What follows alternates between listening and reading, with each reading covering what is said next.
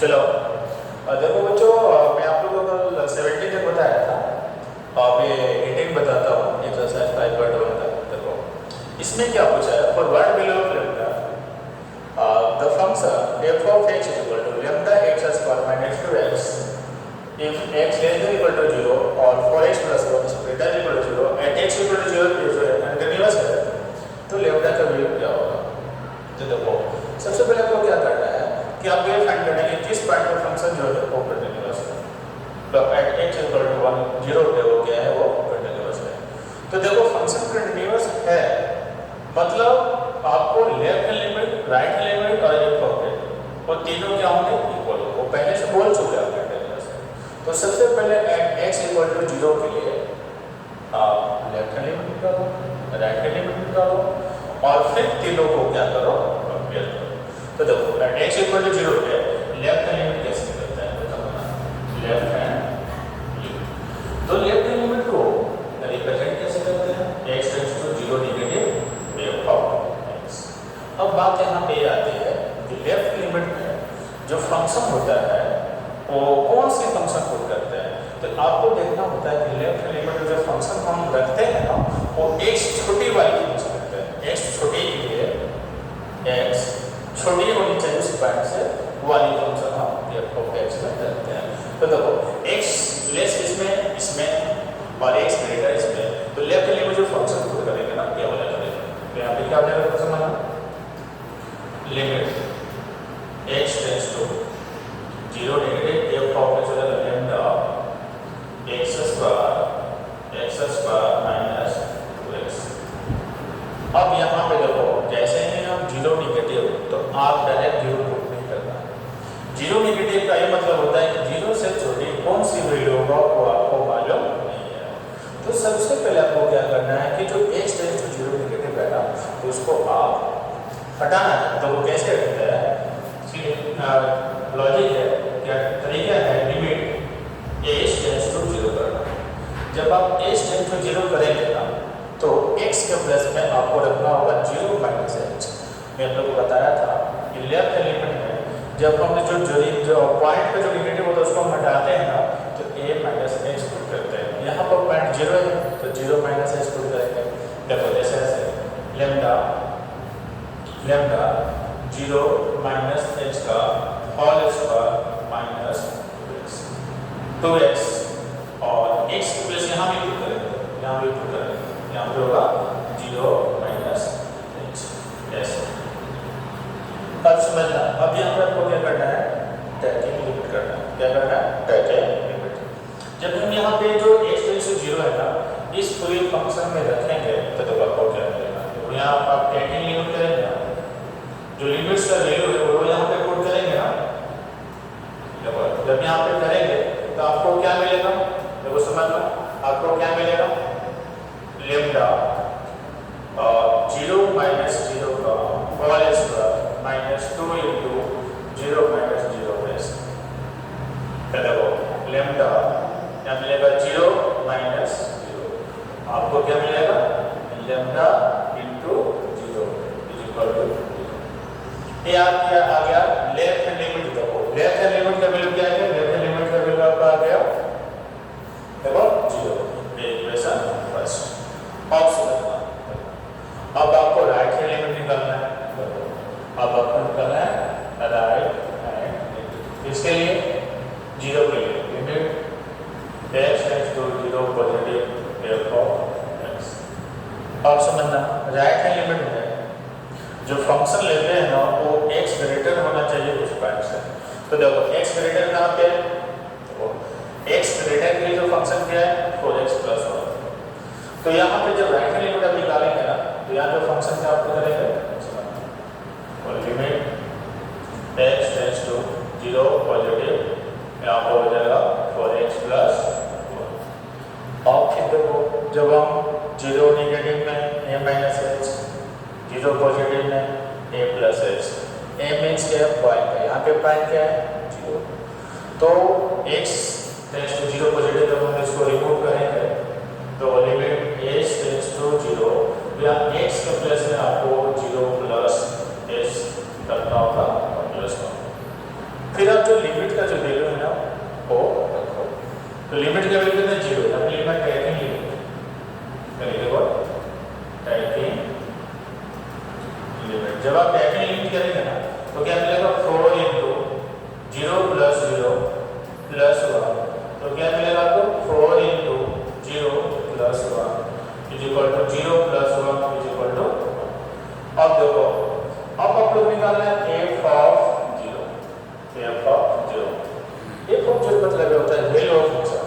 f function में in place of x put x equal to 0। f function में x के place में आपको 0 पुट करना है। देखो f फंक्शन का देखो x इक्वल टू 0 था, जब यहाँ पे 0 पुट करेंगे क्या बन जाएगा 0, यहाँ पे क्या होगा 0, 0 माइनस 0 0, 0 से हमने मल्टीप्लाई करेंगे मतलब 0।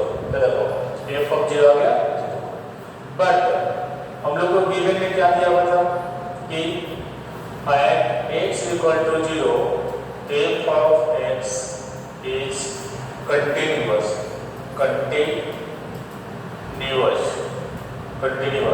means continuous, that means left hand limit is equal to right hand limit is equal to f of 0। हम लोग क्या किए हैं कि लेफ्ट हैंड लिमिट भी निकाल लिया, राइट हैंड लिमिट भी निकाल लिया और f of 0 भी निकाल लिया। और तीनों वैल्यू जो है इस इक्वेशन में आप रखो।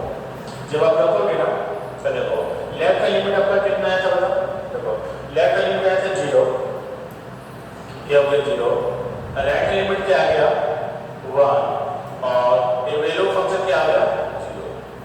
अब यहाँ तो देखो यहाँ तो कोई लेम्डा का फॉर्म में आया ही नहीं, ये तो लेफ्ट हैंड लिमिट में कोई लेम्डा है, ये तो राइट हैंड लिमिट में कोई लेम्डा आया, तो यहाँ तो लेम्डा का वैल्यू तो निकलेगा ही नहीं। तब यहाँ पे क्या लिखेंगे, देखो तब यहाँ पे लिखेंगे no value of lambda, 10 no value of lambda the function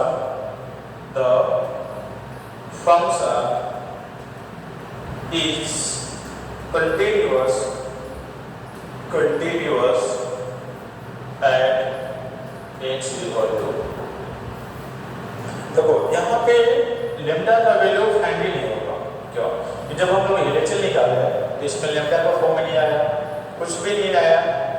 right hand limit निकाले तो 1 आया और यहाँ पे इक्वेशन ही नहीं बन रहा है, तो हम लोग ये बोलते हैं कि लेम्डा की जो वैल्यू है हम लोग फाइंड नहीं कर पाएंगे, which is not possible, lambda का कोई भी वैल्यू नहीं होगा। ठीक है ना। नेक्स्ट देखो नेक्स्ट क्वेश्चन है question number 19। So that g of x is equal to x minus greater integer x is always discontinuous। देखो आपको ये बताने हैं कि g of x is equal to x minus greater integer x जो होता है वो always discontinuous होता है। देखो समझना क्वेश्चन नंबर 19 सॉल्यूशन। सबसे पहले आपको लिखना है given that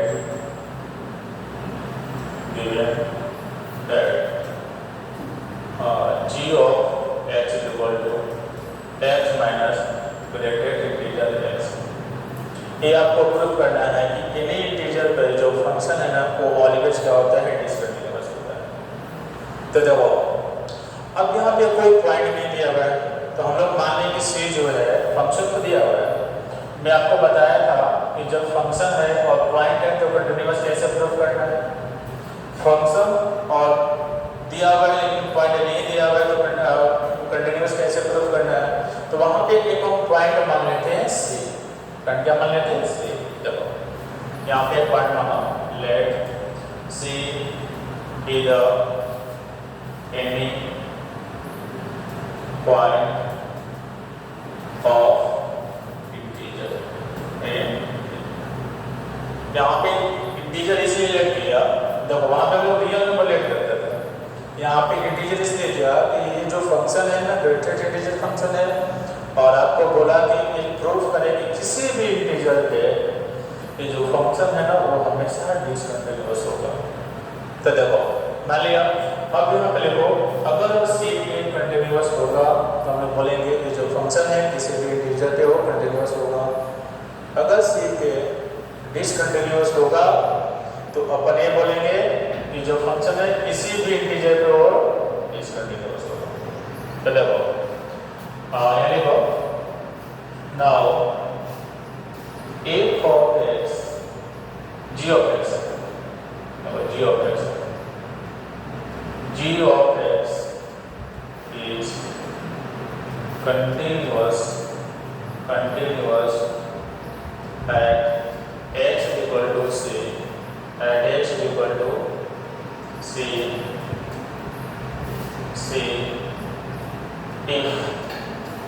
if left hand limit and right hand limit is equal to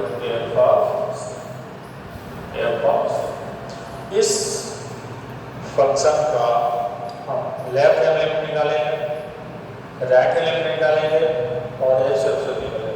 अगर तीनों जाके वो सेम होगा तो हम बोलेंगे फंक्शन जो है वो कंटिन्यूअस है। अगर तीनों सेम नहीं होगा तो बोलेंगे फंक्शन जो है वो डिसकंटिन्यूअस है। सबसे पहले हम x इक्वल टू c पे लेफ्ट हैंड लिमिट निकालते हैं। तो लेफ्ट हैंड, एक बात बताना, लेफ्ट लिमिट को हम कैसे रिप्रेजेंट करते हैं? इस तरह से limit x tend to c negative f of x। यहाँ f ऑफ x ना दे करके क्या दिया हुआ है? g of x। देखो तो आप इसको क्या कर देंगे बताओ? Limit x tend to c negative g of x क्या है आपके पास? x minus greatest integer x। अब देखो समझना, ग्रेटेड इंटीजर x।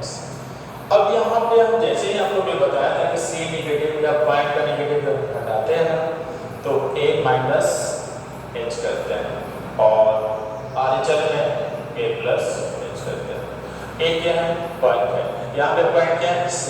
जैसे c नेगेटिव, अगर c नेगेटिव नहीं हटाएंगे तो आपके पास ऐसा हो जाएगा लिमिट h टेंड्स टू 0 और x के प्लेस में हम पुट करेंगे c माइनस h और यहाँ पे हो जाएगा greatest integer c minus h। बस समझ में आया? अब एक बात आप लोगों ने नोटपैड में बताया था कि c माइनस h, देखो c माइनस h का जो ग्रेटेड इंटीजर होता है ना वो c माइनस 1 होता है। c माइनस h का ग्रेटेड इंटीजर c माइनस 1 होता है। देखो मैं आपको बताया था और मैंने ये बताया था कि c प्लस 1 का ग्रेटेड इंटीजर c होता है। तो ये आपको दो बात याद रखनी होगी क्या? c माइनस h का ग्रेटेड इंटीजर c माइनस 1, दूसरी बात c प्लस 1 का ग्रेटेड इंटीजर c होता है। चलो अब ये चीज आगे बढ़ाओ। Limit h tends to 0 c minus h और जब यहाँ पे समझना c माइनस h का ग्रेटेड इंटीजर क्या होगा? तो c माइनस 1, c माइनस 1। बस समझ में आया? देखो यहाँ पे नेक्स्ट पेज लेते हैं। आपके पास क्या मिलेगा? लिमिट h टेंड्स टू 0, यहाँ पे c माइनस h और यहाँ पे था c minus 1।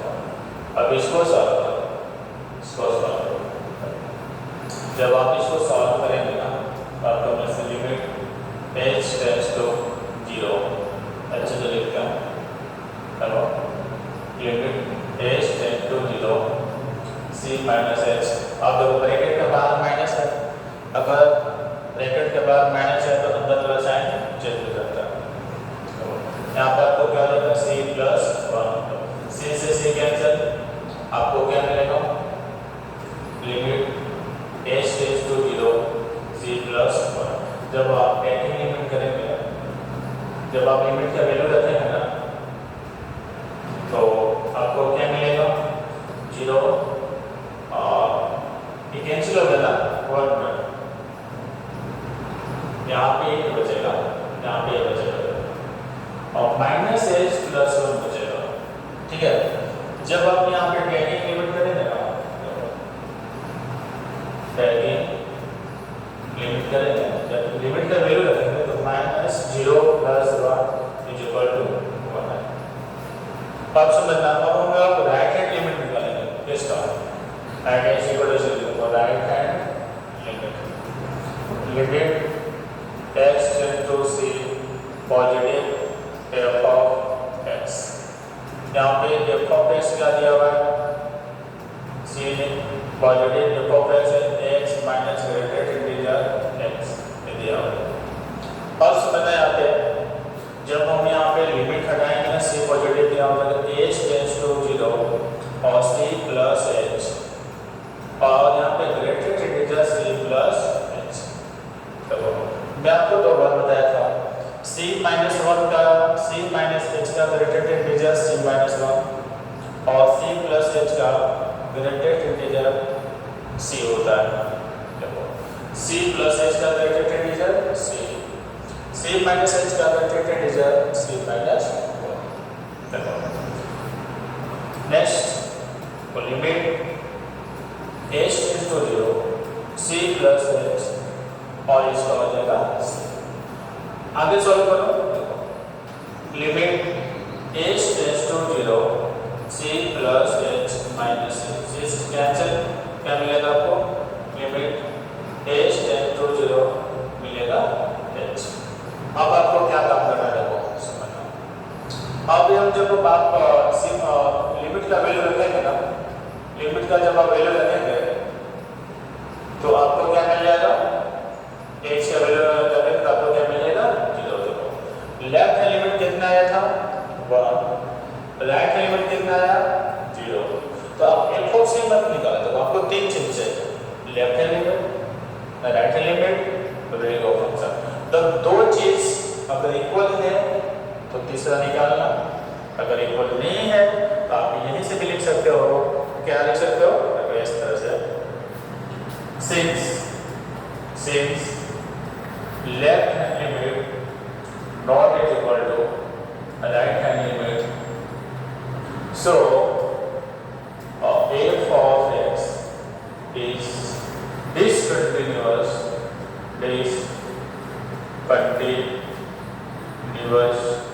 at x equal to c। अब c को आपने क्या करना था, इंटीजर, तो आप कह सकते हो क्या कि 10 greatest integer function, 10 greatest integer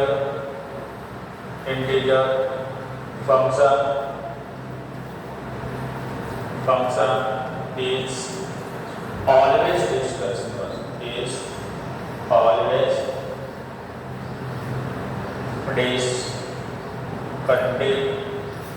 continuous at any integer, बात समझ में आया। देखो हम लोग ये प्रूफ कर लिए कि ग्रेटेड इंटीजर फंक्शन जो होता है वो ऑलवेज क्या होता है, डिस्कंटिन्यूअस एट एनी इंटीजर। कोई भी इंटीजर फंक्शन पे अगर आपको ऑब्जेक्टिव क्वेश्चन आता है तो देखना जहाँ भी ग्रेटेड इंटीजर फंक्शन होगा वो हमेशा डिस्कंटिन्यूअस होगा। बात समझ में आया। देखो नेक्स्ट क्वेश्चन है आपका, नेक्स्ट क्वेश्चन 20। इसमें क्या देना है, इसमें चेक करना है क्या, देखो is f of x is continuous और not at x equal to 5। देखो इसमें क्या दिया हुआ है, एक given that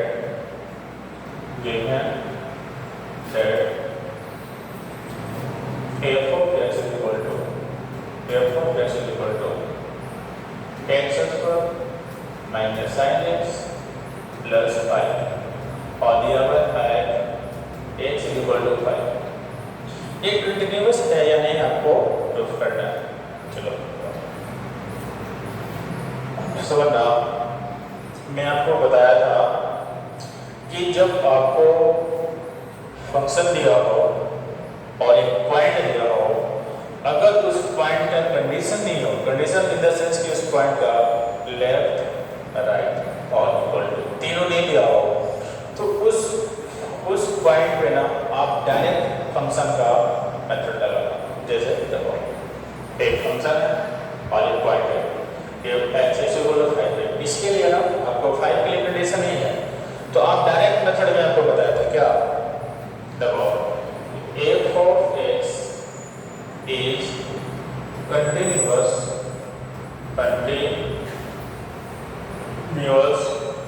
at x equal to 5 if limit x equal to 5 f of x is equal to f of c, which is जब आपके पास एक फंक्शन हो और एक पॉइंट हो और उस पॉइंट का कंडीशन ही दिया हो तो आप उस फंक्शन में डायरेक्ट मेथड लगाओ। अब देखो ये इक्वल का लेफ्ट साइड वाला को क्या बोलते हैं? LHS। क्या बोलते हैं? LHS। तो सबसे पहले आप LHS निकालो। LHS में क्या लिखा है? Limit x tends to 5 f of x।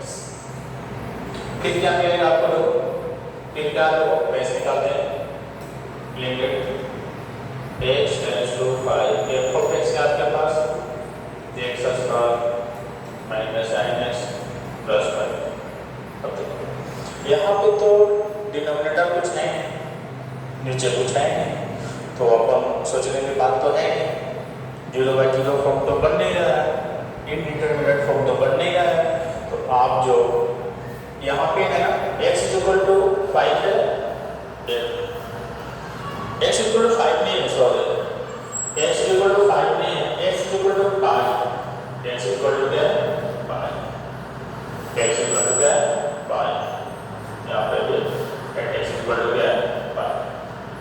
चलो हो जाता है x इक्वल टू 5 है, तो यहाँ पे भी आपको क्या करना होगा 5, तो यहाँ पे भी क्या करना होगा 5 और यहाँ पे भी क्या है 5, यहाँ पे क्या है 5, तो यहाँ पे भी 5 करो, यहाँ पे भी 5 करो 5। अब यहाँ पे जो लिमिट का जो वैल्यू है 5 वो डायरेक्ट रखो। जब आप डायरेक्ट रखेंगे मैं देखो अकेले यहाँ पे लिख देना कि लिमिट क्या है लिमिट, जब आप करेंगे तो आपको क्या मिलेगा pi square sin pi plus pi. अब देखो sin पाई के वैल्यू कितने होते हैं 0, sin पाई के वैल्यू कितने होते हैं